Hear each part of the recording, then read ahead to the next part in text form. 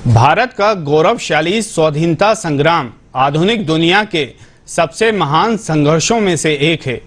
स्वतंत्रता की गाथा के आज के संस्करण में हम गांधीवादी दीनबंधु चार्ल्स एंड्रयूज को याद कर रहे हैं। हम स्वाधीनता सेनानी खगपति बोहरा और दिल्ली के महान क्रांतिकारी शहीद सरफराज खान के व्यक्तित्व और कृतित्व को भी याद करेंगे। देखिए यह रिपोर्ट।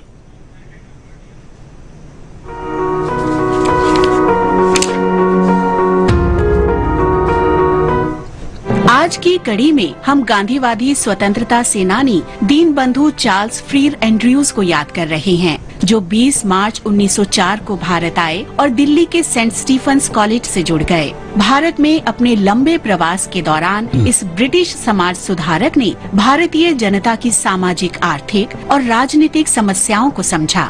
उन्होंने महात्मा गांधी, गोपाल कृष्ण गोखले और अन्य प्रमुख भारतीयों के सहयोग से ब्रिटिश शासन के खिलाफ लड़ाई लड़ी। एंड्रयूज के रविंद्रनाथ टैगोर के साथ भी गहरे संबंध थे। टैगोर ने उन्हें कई अवसरों पर शांति निकेतन आमंत्रित किया था। एंड्रयूज ने महात्मा गांधी के साथ मिलकर अनुबंध व्यवस्था के खिलाफ अफ्रीका में भी काम किया था और वहाँ के भारतीयों को उनके बुनियादी अधिकार दिलाने में सफलता हासिल की थी। भारतीय उन्हें दीनबंधु यानी गरीबों और शोषितों का मित्र कहते थे। एंड्रयूज एक प्रसिद्ध लेखक भी थे। उन्होंने सैकड़ों लेखों के साथ साथ लगभग 1 दर्जन ऐसी रचनाएं रचीं जिनका आम भारतीय के जीवन के साथ मानव जाति की समस्याओं से गहरा संबंध था। एंड्रयूज के बारे में गांधी जी ने एक बार कहा था, वो इंग्लैंड का एक अच्छा बेटा था और वो भारत का भी बेटा बन गया। मैं उससे बेहतर आदमी या बेहतर ईसाई से नहीं मिला हूँ। गांधी जी और रविंद्रनाथ की मुलाकात एंड्रयूज के माध्यम से ही हुई थी। एंड्रयूज ने एक ओर पश्चिम में गांधी जी के सिद्धांतों की व्याख्या करने और भारतीय नेताओं तथा ब्रिटिश सरकार के बीच बातचीत की संभावनाएं तलाशने का काम हाथ में लिया।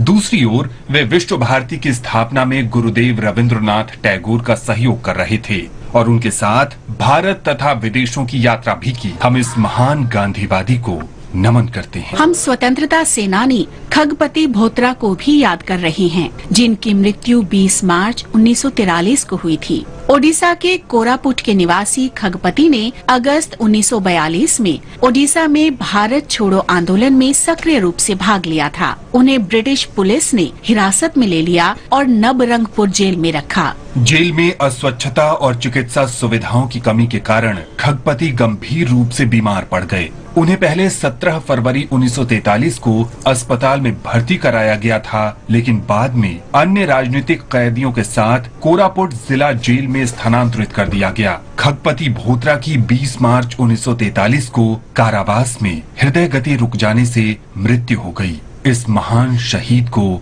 हमारा नमन। आज हम दिल्ली निवासी शहीद सरफराज खान को भी याद कर रहे हैं, जिन्होंने 1857 में भारतीय स्वतंत्रता के पहले युद्ध में भाग लिया था। वो दिल्ली में सेना में शामिल हुए और ब्रिटिश सेना के खिलाफ लड़ाई में सक्रिय रूप से भाग लिया। दिल्ली पर फिर से कब्जा करने के बाद उन्हें ब्रिटिश सैनिकों ने पकड़ लिया और 20 मार्च 1858 को फांसी पर लटका दिया। इस महान शहीद को हमारा नमन।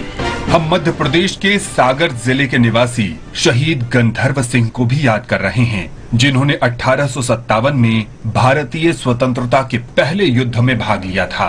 उन्होंने सागर क्षेत्र के स्वतंत्रता सेनानियों से हाथ मिलाया और ब्रिटिश सेना से लड़ाई लड़ी। उन्हें एक भिड़ंत के दौरान अंग्रेजों ने पकड़ लिया और 20 मार्च 1858 को फांसी दे दी। हम भारत के इस महान सपूत को नमन करते हैं।